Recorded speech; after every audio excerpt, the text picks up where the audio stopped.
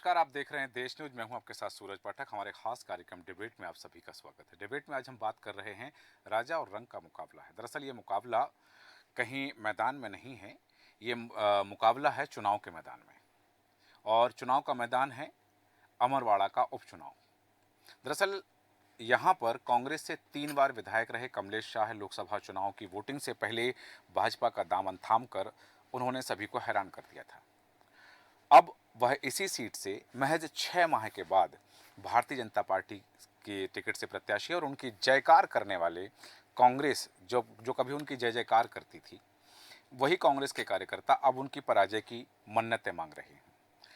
और मैं बताना चाहूँ कि कमलेश शाह जो हैं पूर्व राज परिवार से आते हैं, महल में रहते हैं।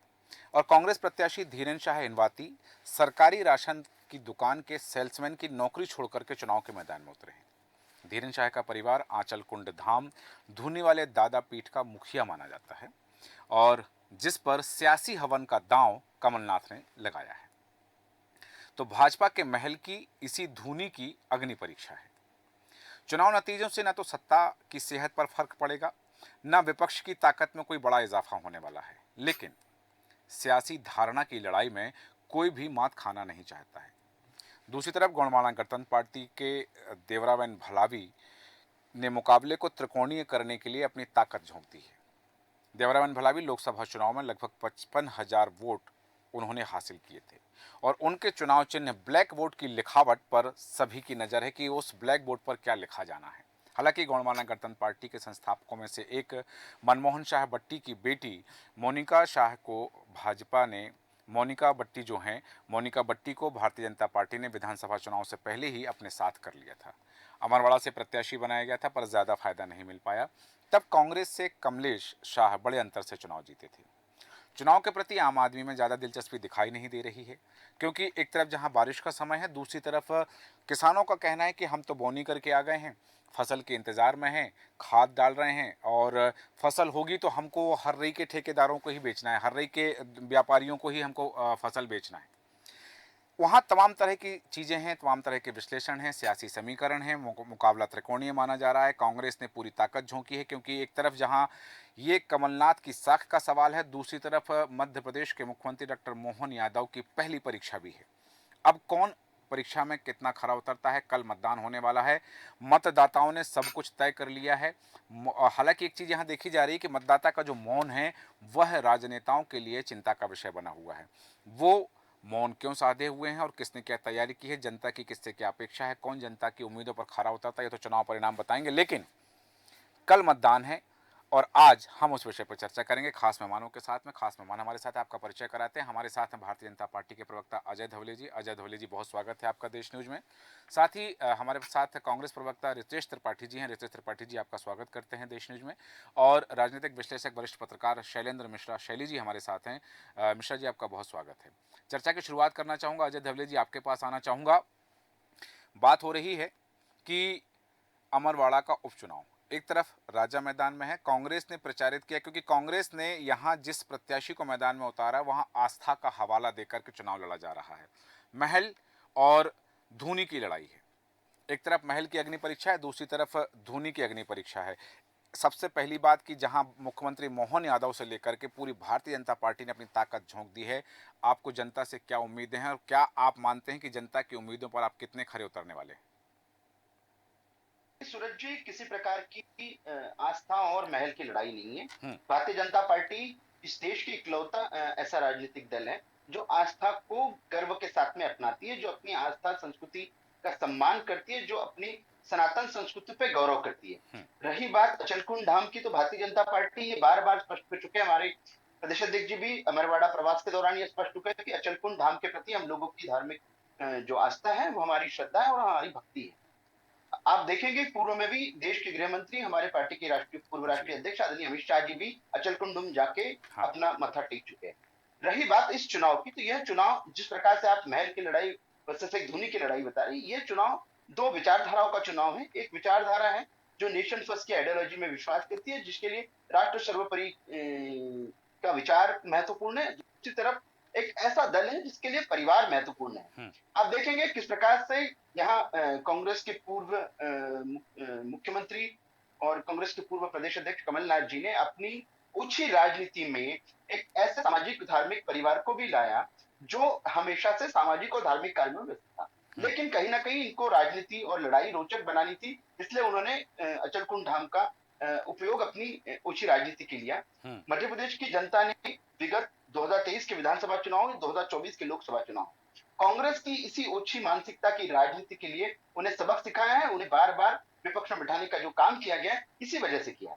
हुँ, अमरवाड़ा की जनता भली-भांति जानती है कि किस प्रकार से उनके जो विधायक थे, जिनको उन्होंने 3 बार इन कंटीन्यूअस टर्म चुन के दिया, राजा हुँ, कमलेश शाह जी, हुँ, उनको किस प्रकार से कमलनाथ का परिवार, कमलनाथ जी के पुत्र जो यहाँ के सांसद थे पूर्व के, वो किस प्रकार से अपमानित करते थे। और ये कमलेश शाह जी सार्वजनिक मंचों पर स्पष्ट रूप से कह चुके हैं कि मैं एक जनजातीय समुदाय से आने वाला नेता था, मैं अपने दम पे चुनाव जीतता था, फिर भी मुझे जिस प्रकार से अपमानित किया जाता था, अपनी बात नहीं कहने दी जाती थी, उससे परेशान होकर, उससे आहत होकर उन्होंने कांग्रेस पार्टी से इस्तीफा दिया था, ये उन्होंने सार्वजनिक रूप से कहा था। और हुँ, जिस दिन उन्होंने कांग्रेस पार्टी से रिजाइन किया था, उन्होंने तत्काल विधानसभा की सदस्यता से इस्तीफा दिया था। हुँ, आज वो अपने क्षेत्र की जनता के बीच में जा रहे हैं, यही विचार रख रहे हैं कि हुँ, जब एक जनजातीय समुदाय का नेता का अपमान हो रहा था, तब क्या ये कांग्रेस कहाँ गई थी? ठीक जब है। कमलेश शाह जी को नकुलनाथ जी के परिवार ने, नकुलनाथ जी ने गद्दार और गिराऊ कहा, तब देश की जनता, वहां की जनता ने, अमरवाड़ा की जनता ने, प्रदेश की जनता ने यह भी देखा है हुँ, कि एक जनजातीय समुदाय के व्यक्ति का जो उस राज परिवार का वहां अपने हर रही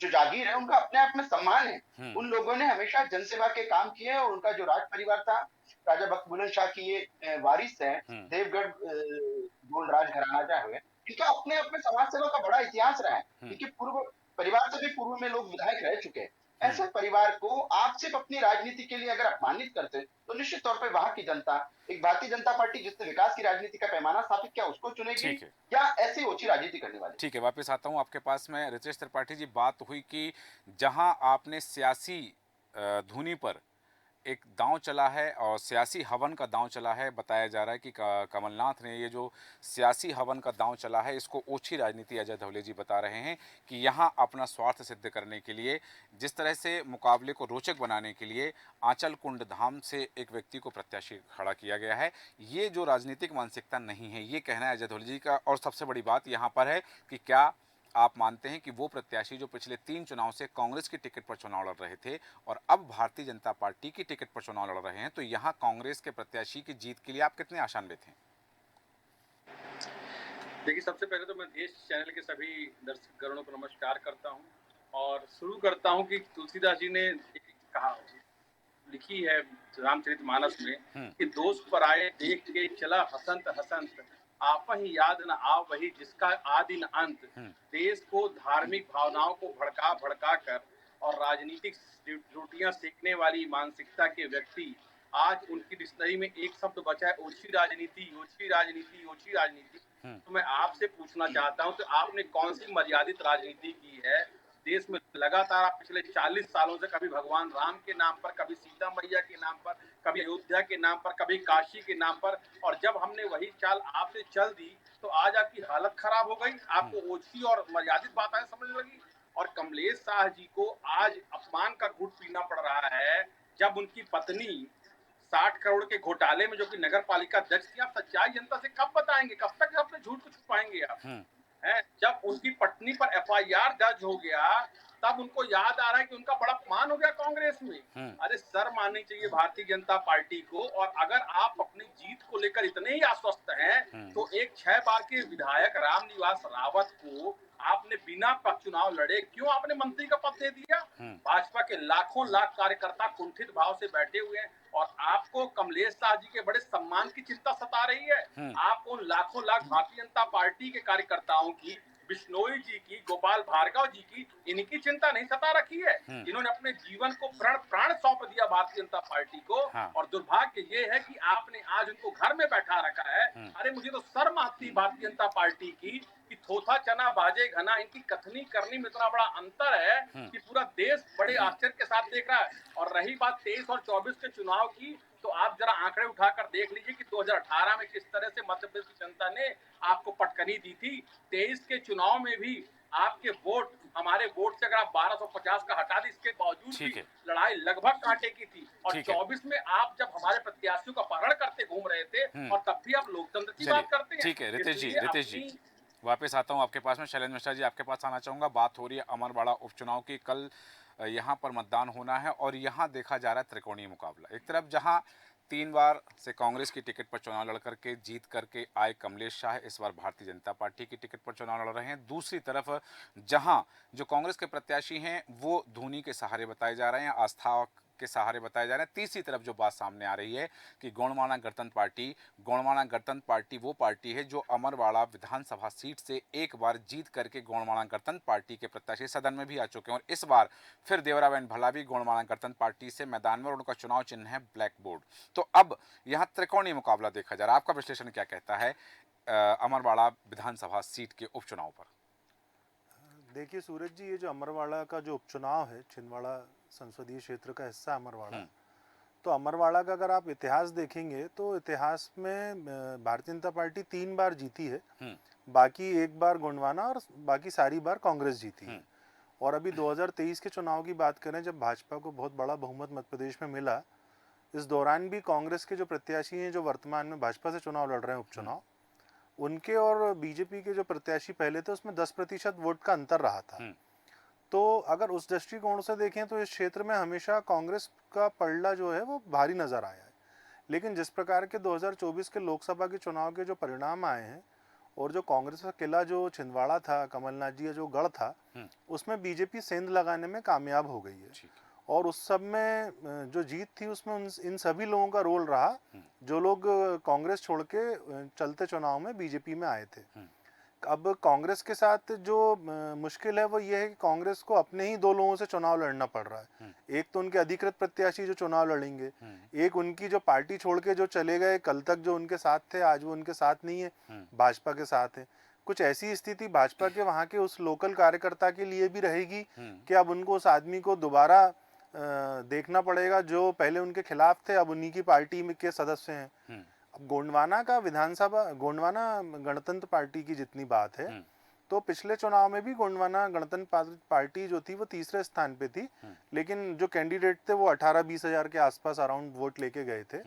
तो जो मुख्य मुकाबला मुझे नजर आता है वो बीजेपी वर्सेस कांग्रेस आता है, क्योंकि मध्य प्रदेश में भारतीय जनता पार्टी की सरकार है, बड़े बहुमत की सरकार है, और जिस प्रकार से ऊर्जा का संचार बड़ा है भाजपा के अंदर छिंदवाड़ा का चुनाव जीतकर और पूरी मध्य प्रदेश की 29 लोकसभा चुनाव जीतने के बाद, तो मुझे ऐसा लगता है कि सत्ताधारी दल कोई मौका नहीं छोड़ना चाहता और उनके लिए भी ये प्रतिष्ठा की बात होगी कि जिस व्यक्ति को उन्होंने शामिल कराया है भाजपा में, यदि इन प्रकार किसी भी कारण से अगर वो चुनाव भाजपा लॉस्ट करती है आने वाले समय में, तो भाजपा के लिए ये बड़ी स्थिति जो है संकट की होगी।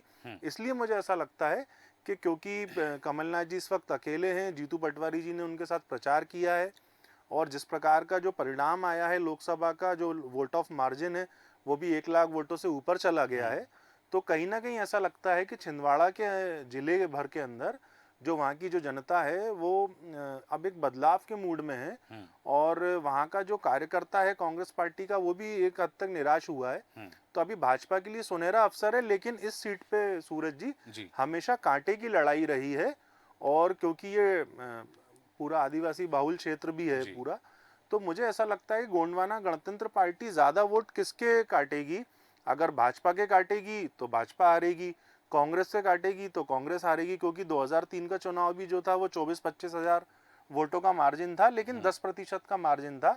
और जैसी हम लोगों को सूचना सूरज जी अभी मिल रही है, कमलनाथ जी वहाँ अच्छा प्रयास कर रहे हैं, उनका पूरे जो लोग अभी उनके साथ हैं, लेकिन भाजपा का जो मुझे वेटेज है वो थोड़ा ज्यादा नजर आ रहा है। ठीक है, भारतीय जनता पार्टी ने पूरी ताकत लगाई हुई है, मुख्यमंत्री वहाँ रहे हैं, प्रदेश अध्यक्ष वहाँ रहे हैं और अब भारतीय जनता पार्टी का मुख्य मुकाबला तो कांग्रेस से है। जैसा कि शैलेंद्र मिश्रा जी ने उम्मीद जाहिर की है कि गोंडवाना गणतंत्र पार्टी का जो प्रदर्शन होगा वो किसको नुकसान पहुंचाएगा, वो उसकी उपस्थिति के कारण किसको नुकसान होगा, यह परिणाम बताएंगे। लेकिन यहाँ अजय धवले जी, मैं एक बात जानना चाहता हूँ, क्योंकि हमने जो चीज़ देखी है 2023 के विधानसभा चुनाव में, यहाँ हमने देखा है कि भारतीय जनता पार्टी के जो कार्यकर्ता थे वही कार्यकर्ता इन्हीं कमलेश शाह की हार की मन्नतें मांगते थे।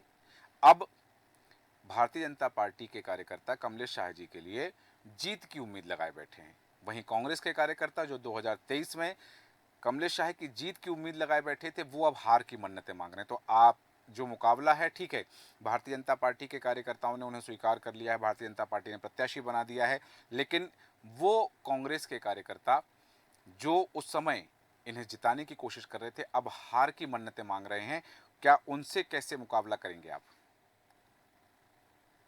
देखिए सूरज जी, जब आप पॉलिटिक्स में होते हो तो आपको हमेशा वास्तविकता को स्वीकार करने की आवश्यकता है। राजनीति का पैमाना ये कहता है कि जो वास्तविकता है उसे स्वीकार कीजिए। वास्तविकता यह है, और भारतीय जनता पार्टी के कार्यकर्ता भी भली भांति इस बात से परिचित है, और विगत 20 दिन से हम ऐसा देख रहे हैं कि भारतीय जनता पार्टी के कार्यकर्ताओं ने अपने प्रयत्नों की पराकाष्ठा करके अपना प्रण प्राण लगाकर कमलेश शाह जी के लिए प्रचार किया है। उनके लिए उन्हें अपना संगठन का कार्यकर्ता मान के एक कार्यकर्ता भाव से उनके लिए प्रचार किया है। निश्चित तौर पे आप किसी एक चुनाव में किसी के विरोध में होते हो, दूसरे चुनाव में आपके साथ में होता है, लेकिन कहीं ना कहीं हम उद्देश्य की प्राप्ति का विचार करते हैं। उद्देश्य क्या है? उद्देश्य है, आज भारतीय जनता पार्टी ने उन्हें अपना प्रत्याशी बनाया, तो भारतीय जनता पार्टी का प्रत्येक कार्यकर्ता कमल के फूल को जिताने के लिए, क्योंकि देखिए हमारे यहाँ नाम कमल है, पहचान कमल है, निशान कमल है। तीनों बातों के लिए जब आपका कमल चुनाव चिन्ह है, तो उसको प्रण प्राण से जिताने के लिए हम लोग काम करेंगे। निश्चित तौर पे ऐसे समय में जब संगठन को आपकी आवश्यकता है, पार्टी आपसे कुछ मांग रही है, तो आपको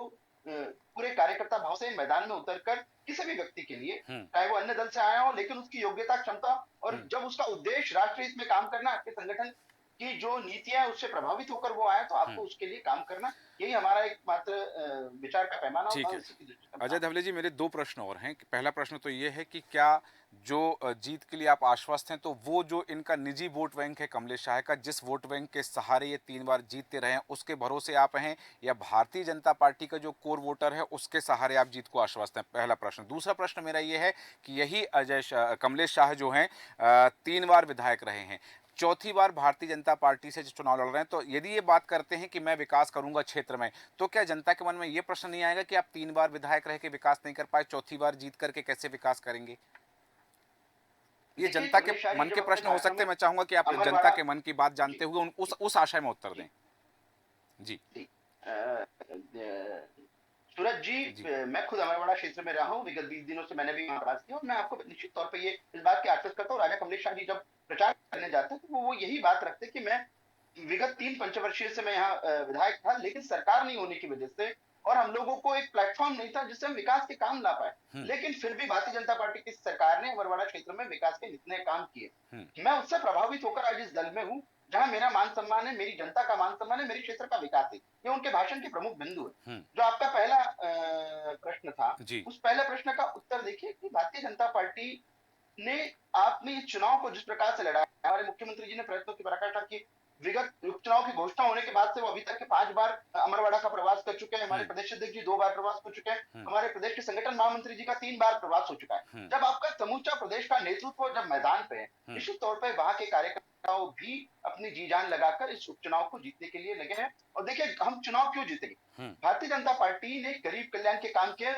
मध्य प्रदेश का छिंदवाड़ा लोकसभा क्षेत्र ऐसा लोकसभा क्षेत्र जहां सर्वाधिक हितग्राही है, आदरणीय प्रधानमंत्री श्री नरेंद्र मोदी जी की सरकार के, माननीय मुख्यमंत्री डॉक्टर मोहन यादव जी की सरकार के, और इन हितग्राहियों का गढ़ छिंदवाड़ा, इन हितग्राहियों ने ये लोकसभा क्षेत्र 1.25 लाख वोटों से जीता है। तो निश्चित तौर पर, और अमरवाड़ा भी इसी लोकसभा चुनाव में 16,000 वोटों से जीते हैं, तो निश्चित तौर पर ये 16,000 वोट और बढ़ के आएंगे। भारतीय जनता पार्टी एक ऐतिहासिक और विजयश्री पाने की ओर अग्रसर है। ठीक है, जीत के लिए आश्वस्त हैं, और तमाम चीज़ें जो आपने कही कि विकास की बात उन्होंने कही कि चूंकि जनता के बीच जब वो जा रहे हैं तो ये कह रहे हैं कि मैं 3 बार से विधायक जरूर हूं, लेकिन सत्ता नहीं थी प्रदेश में उनकी पार्टी की, इसलिए वो अब चूंकि सत्ताधारी दल से हैं तो यदि जीतते हैं तो विकास कार्य कराएंगे। लेकिन यहाँ रितेश त्रिपाठी जी, मेरा प्रश्न आपसे यह है कि ये जो परीक्षा है ये किसकी परीक्षा है? धीरेन्द्र शाह की परीक्षा है, या कमलनाथ की अग्नि परीक्षा है, या फिर जीतू पटवारी की परीक्षा है? इसको आप किस दृष्टिकोण से देखते हैं? देखिए, ये एक कहा जाए एक भ्रष्ट व्यक्ति का जनता के सामने सच्चाई आने की परीक्षा है कि जनता सच्चाई को स्वीकारती है या नहीं स्वीकारती। जैसा इन्होंने कहा कि जब आप राजनीति में काम करते हैं तब आपको बहुत ही स्पष्ट रूप से यथार्थ को स्वीकारना चाहिए। तो मुझे लगता है भारतीय जनता पार्टी का ये नेता कहीं ना कहीं सारे नेता स्वीकार चुके हैं कि हमारा उपयोग भारतीय जनता पार्टी मात्र दरी बिछाने के लिए रह गया है। कोई भी आयातित नेता रात के 12 बजे आएगा और सुबह 6 बजे उसकी टिकट अनाउंस कर देगी। और अब तो नया चलन ये भी बन गया है कि आपको टिकट मिलने के पहले ही मंत्री भी बना दिया जाएगा। रामनिवास रावत इसके प्रत्यक्ष प्रमाण है। तो भारतीय जनता पार्टी पहली बात। दूसरी बात, इन्होंने कहा कि हम कार्यकर्ताओं का सम्मान जाएंगे। तो मैं कहना चाहता हूं कि जब 3 बार आपकी कुछ कार्यकर्ताओं ने जिताया, तो क्या कार्यकर्ता अपमानित महसूस कर रहा था इसलिए आपको जिता रहा था, और अब सम्मान होगा। और सबसे दुर्भाग्य की बात जो मेरे साथी अजय जी उठा रहे थे कि विपक्ष के थे इसलिए विकास नहीं कर पाए, मतलब कहीं ना कहीं इस बात को स्वीकारते हैं कि इन्होंने विपक्ष के विधायकों को, महापौरों को और जनप्रतिनिधियों को किस तरह से शोषित किया है, किस तरह से उन पर दबाव बनाया है कि उन्हें सत्ता की मलाई चाटने पर मजबूर होना पड़ता है। तो इन्होंने स्वयं ही अपनी बात में कॉन्ट्रडिक्शन है और दो तरह ठीक की है बातें इन्होंने रितेश स्पष्ट जी, कर दिया। अब मुझे रितेश जी सवाल आपने कोई कहा और कि एक पूछता भ्रष्ट है। व्यक्ति हैं, उनके आपने बताया कि उनकी पत्नी पर एफआईआर भी है, भ्रष्टाचार किया है। जब वो कांग्रेस के विधायक थे, ये भ्रष्टाचार उस कार्यकाल का है, तब उस समय कांग्रेस ने सच्चाई की आवाज़ क्यों नहीं उठाई कि भाई ये भ्रष्ट व्यक्ति हैं, इनके परिवार में भ्रष्टाचार किया जा रहा है, तो इनको विधायक पद से इस्तीफा दे देना चाहिए, पार्टी से निष्कासन कर देना चाहिए, तब आपने मांग क्यों नहीं उठाई? मैं ये पूछना चाहता हूं कि हमने आवाज उठाई जब ये घोटाले की जांच हो रही थी और इसके पहले जांच होती, जब तक there is no accused unless you culprit, जब तक कि कोर्ट का कोई डिसीजन नहीं आ जाता, पर उसके पहले बचाव के लिए आपकी शरण में चले जाना, भारतीय जनता पार्टी की शरण में चले जाना। और आप तो जानते हैं भारतीय जनता पार्टी के पास इतनी बड़ी वॉशिंग मशीन है, उसने पूरे भारत देश में लगभग 40 लाख नेताओं को साफ कर दिया है। तो अब निश्चित तौर पे कमलेश शाह जी की भी सारी एफआईआर खत्म हो जाएंगी, चलिए टिकट मिल जाएगी। ठीक, मतलब आपके तो पार्टी के कांग्रेस संज्ञान में था कि ऐसा कुछ हो रहा है, लेकिन पार्टी ने उस समय आवाज नहीं उठाई। आपने कहा कि वो जब चले गए तब सफाई की बात होगी। अजय धवले जी, आप कुछ कहना चाह रहे थे, अपनी बात रखिएगा। मुझे लगता है कि कांग्रेस में जो नेता जब तक के रहते हैं तब वो ईमानदार होते हैं, जब वो कांग्रेस छोड़ देते तब उनकी बेईमानी पे सवाल उठाया जाता है। ये इस प्रकार से राजनीति से कांग्रेस को बचना चाहिए। देखिए, कोई भी व्यक्ति किसी विचार के प्रति समर्पित रह सकता है। आप परिवार के प्रति अगर किसी को समर्पित करने की बात अगर लाएंगे तो निश्चित तौर पे वो उसका मान सम्मान कहीं ना कहीं आहत होगा। छिंदवाड़ा में जिस प्रकार की सातों के सातों विधायक कमलेश शाह जी को भी पकड़कर सिर्फ और सिर्फ नकुलनाथ और उनके पिताजी कमलनाथ, आप जब तक इनको दरबारी बना के रखेंगे, ये हताशा निराशा से ग्रसित कांग्रेसी लोग कांग्रेस छोड़ते ही रहेंगे। आपको कहीं ना कहीं जी आ रहा हूँ उन्हें आपके पास जनता रितेश की जी। राजनीति करने देने की आवश्यकता है। और आप जिस प्रकार से आरोप लगाते कि भारतीय जनता पार्टी भय प्रलोभन की राजनीति करते हैं, देखिए हम दो सीटों वाला भी दल इस देश में रहे। आज हम सर्वाधिक सदस्य संख्या वाला भी दल है, सर्वाधिक लोकसभा में सदस्य हमारे, राज्यसभा में सर्वाधिक सदस्य। ठीक तो है। आज भारतीय जनता पार्टी ने यह मुकाम हासिल कर लिया, उसके बाद भय प्रलोभन की आवश्यकता नहीं। हमें पता है कि हमने मेहनत करके ये अपने परिश्रम से ये सम्मान हासिल किया और उसी सम्मान के हम हकदार हैं। चलिए ठीक है, वापस आता हूँ आपके पास में। रितेश जी, चूंकि समय की सीमा है, 1 मिनट में अपनी बात रखें रितेश जी। बस मैं ये पूछना चाहता हूँ कि किस मुंह से भारतीय जनता पार्टी परिवारवाद का ढोल पीटती है। मैं पूछना चाहता हूँ, जो आज की डेट में पूर्व मुख्यमंत्री हमारे शिवराज सिंह के बालक, आप देख लीजिए वो भी राजनीति में है, राजनाथ सिंह के बालक राजनीति में है, नितिन गडकरी जी का परिवार चलिए, राजनीति ये में है। एक लंबी फेहरिस्त हो सकती है। प्रेसिडेंट बैठे ठीक हैं, है। तो दोस्त पर आए देख के चला हसन हसन, इसीलिए मैं कहता ठीक है हूं, रितेश जी, एक यदि लंबी आप फेहरिस्त हो इतने सकती है और दूर दोनों से तो पक्षों की ओर आपके से यह है कि हजारों किसका हजार बेटा क्या है, नेता किसका इसीलिए बेटा क्या कौन है, ये लंबी फेहरिस्त है, इस पर हम पुनः चर्चा करेंगे। शैलेंद्र मिश्रा जी, आपके पास आना चाहूंगा अंतिम प्रतिक्रिया के लिए, पूरी चर्चा का समय की सीमा को देखते हुए, कि अमरवाड़ा उपचुनाव में ये आरोप प्रत्यारोप अब कितने मायने रखते हैं और वास्तव में यहाँ किसकी साख दांव पर है? डॉक्टर मोहन यादव की पहली परीक्षा है और कमलनाथ की अग्नि परीक्षा है। देखिए, बिल्कुल आपने सही कहा, डॉक्टर मोहन यादव की पहली परीक्षा और कमलनाथ जी की अग्नि परीक्षा। तो इसमें देखिए, अगर लोकसभा का चुनाव का जो परिणाम था सूरज जी छिंदवाड़ा का, यदि वो कांग्रेस के फेवर में जाता तो मुझे लगता था कि ये उपचुनाव जो है वो कांग्रेस के पक्ष में अधिक रहता। लेकिन क्योंकि जिस दल की सत्ता होती है प्रदेश में, तो जनता और मतदाता भी समझती है और छोटा कार्यकर्ता भी समझता है कि अगर अपोजिशन का कोई एमएलए उपचुनाव जीत जाता है, मतलब कैंडिडेट एमएलए बन जाता है, तो उनके क्षेत्र को उतनी तवज्जो नहीं मिलेगी। अब क्योंकि ये स्टैंडिंग एमएलए हैं शाह जी, और अब ये दोबारा चुनाव लड़ेंगे बीजेपी से, और बीजेपी सत्ता में है, तो एक उसका बेनिफिट जो है एक अपर हैंड मिल वो जाता है। अपर हैंड है उनके लिए। और क्योंकि जिस प्रकार से कमलनाथ जी के किले में जो सेंध लगाई है बीजेपी ने, और एक वो परिवर्तन की जो बात चल चुकी है उस क्षेत्र में, तो मुझे लगता है अभी कमलनाथ जी के परिवार के हिस्से में संघर्ष ज्यादा है। और क्योंकि जीतू पटवारी जी का भी एग्जाम का रिजल्ट देखिए अब इतना खराब रहा है लोकसभा का, कि उनके लिए तो मतलब काफी संघर्ष वाली बात है। तो उनके लिए अगर ये उपचुनाव इसके बाद अभी और भी होना है, तो अब जैसे शिवराज सिंह चौहान जी की भी बात आई थी, तो अगर उनकी जब बुधनी सीट से इलेक्शन होगा या रामनिवास रावत जी बाकी लोगों को, तो यहाँ पे जो सत्ताधारी दल है वो क्यों अपनी किरकिरी कराना चाहेगा। वो बीजेपी को हमेशा उसके कार्यकर्ता का अपर हैंड रहा है सूरज जी, और भारतीय जनता पार्टी का जो अनुशासित कार्यकर्ता है वो उनके संगठन का जो भी निर्देश और जो भी बात होती है उसको बहुत गंभीरता से स्वीकार करता है। बिल्कुल। विवेक बंटी साहू उसका उदाहरण है, जिनको हाँ। चुनाव हारने के बाद भी, 2-2 चुनाव हारने के बाद भारतीय जनता पार्टी ने मौका दिया और अंततः वो वहाँ के लोकसभा सदस्य निर्वाचित हुए हैं। और क्योंकि ये जो अभी वर्तमान भाजपा के कैंडिडेट हैं शाहजी कमलेश जी, क्योंकि ये राज परिवार से आते हैं और हाँ। हमने नोटिस किया है पर्टिकुलर अमरवाड़ा सीट पे जी। यहाँ पे व्यक्ति का बड़ा प्रभाव होता है और हाँ। हार जीत का जो मार्जिन अमूमन रहा है वो जी। 20,000 25,000 इसके आसपास ही रहा है। बिल्कुल। तो जो थर्ड पार्टी जो गोंडवाना के जो कैंडिडेट हैं, जी। अगर वो ज्यादा डेंट करते हैं कांग्रेस के वोट पे, तो मुझे लगता है लगभग इसी मार्जिन के आसपास चुनाव का परिणाम आ सकता है। बिल्कुल। और मतलब बहुत ज्यादा फर्क नहीं है अभी दोनों कैंडिडेट में, बीजेपी कांग्रेस में, बिल्कुल। लेकिन फिर भी मुझे ऐसा लगता है, मेरा व्यक्तिगत जो इसमें कैलकुलेशन है जी। उसमें मुझे बीजेपी भारी नजर आती है। चलिए ठीक है कि जिस तरह से भारतीय जनता पार्टी ने पूरी ताकत भी लगाई और अजय धवले जी ने भी कहा कि उनका अपना जो निजी वोट बैंक है और कार्यकर्ता जो कार्य कर रहे हैं उन्हें स्वीकार करते हुए, ग्राह्यता करते हुए भारतीय जनता पार्टी के कार्यकर्ता, भारतीय जनता पार्टी का जो कोर वोटर है वो भी उन्हें फायदा पहुंचाएगा। और जिस तरह से कमलेश शाह का निजी जो वोट बैंक है, उनका जो जनाधार है, उससे भारतीय जनता पार्टी को ही फायदा हो सकता है। लेकिन यहाँ बात ये की जा रही है कि जहां दूसरी तरफ कांग्रेस के जो प्रत्याशी हैं और उनके बीच में, इन दोनों के बीच में है गोंडवाना गणतंत्र पार्टी के प्रत्याशी, वो किसे डेंट पहुंचा सकते हैं और वो कितनी शक्ति के साथ अपना प्रदर्शन वहां कर सकते हैं। हालांकि बिंदु और हैं जिन पर हम चर्चा कर सकते हैं, पर समय अनुमति नहीं देता। चर्चा को विराम देंगे। अजय धवले जी, रितेश त्रिपाठी जी, शैलेंद्र मिश्रा जी, आप सभी का धन्यवाद चर्चा में शामिल होने के लिए। बात हो रही कि राजा और रंग के बीच का मुकाबला है। एक तरफ जहां महल की बात कही जा रही है, दूसरी तरफ धोनी की बात कही जा रही है, क्योंकि कमलनाथ ने यहाँ पर जो बात कही जा रही है कि उन्होंने सियासी हवन का दांव खेला है। देखना ये दांव कितना कारगर होगा। और आंचल कुंड धाम से जुड़े हुए धूनी वाले दादा पीठ का जो मुखिया परिवार है, उस परिवार से धीरेन शाह आते हैं। जनता आस्था पर जाती है, जनता विकास पर जाती है। ये देखना दिलचस्प होगा। हमारा आज के खास कार्यक्रम में इतना ही। बने रहें देश न्यूज के साथ। नमस्कार।